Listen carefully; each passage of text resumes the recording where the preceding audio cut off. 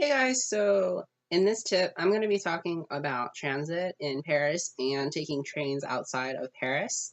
So, when you arrive in Paris, you might be wondering what those yellow booths are that are by the railway stations and all that. So, what you can do is you can purchase tickets for the metro slash train and bus. They actually are all the same pricing and they're actually the same ticket prices, but the train prices will vary depending if you're going inside, if you're staying local in Paris or outside of the fifth area of Paris. So tickets are usually about 1.80 euro. So it's a little over $2 per ticket. But you can always buy a pack of 10 for a cheaper price. Then there's using your transportation card.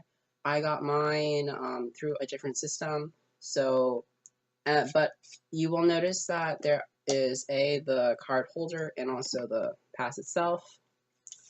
I will say that I personally did not get it myself. I had the school program get it for me. So what you are probably going to need is that you're going to have to go to one of the metro stations, and next to where you purchase your tickets, you're probably going to see a booth of where you're going to be taking a picture, and also you might be able to request a card itself from the machine. Unfortunately, I apologize for not being able to demonstrate how to get one for you, but you will need to put a picture of yourself on it. And I will say that it's called the Découverte or the Navigo card. And this is actually a very useful card if you're staying in Paris a lot. You can actually use this to travel all the way to the Chateau of Versailles. So if you are not staying more than like at least a week only, then I recommend just getting these tickets because it might be slightly cheaper. The reason why I say that is the longer that you stay in Paris, you will definitely be needing this card because the card is actually valid for 10 years. You pay 5 euros each time you get a card just to replace it, but it has a chip technology where you just tap and you just get onto the train or onto the bus or whatever that you're going on to. However, there are two payments. So there are weekly payments, and at the time it was about 20 euros, a little over 20 euros, and that was starting from Monday all the way to Sunday. And then you can only renew it for the next week, starting either on Saturday or Sunday. Then there's also the month, the quote unquote month pass that you can do. The reason why I air quoted that is because they don't do like 30 days. They don't do that.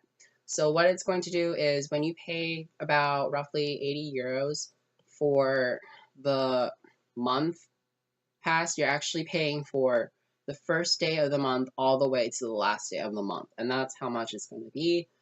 And if you are coming in the middle of the month, do not purchase it. It's going to be cheaper just buying the weekly one, or else you're going to end up spending about 40 euros for 2 weeks, and then another 40 euros on 2 weeks, so 40 euros in each week. That's the same price of paying about like the 20 euro part, but it varies. So I highly recommend it if you are able to get to Paris within the first week, purchase that if you're staying over a month. If not, just purchase the weekly one or just purchase the tickets if you're there for a shorter time. Now, when you go to travel through train in Paris, you will have to go to a specific train station, and I'll put the link down below for that one.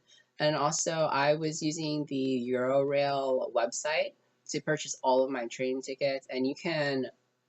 So when you purchase it, you can print it out, but they are limited on what you can print. So if whatever you print at home, just print that at home, and then they're going to give you a code for those that where you can't print it out, and you can enter it into a specific station or a terminal that's yellow.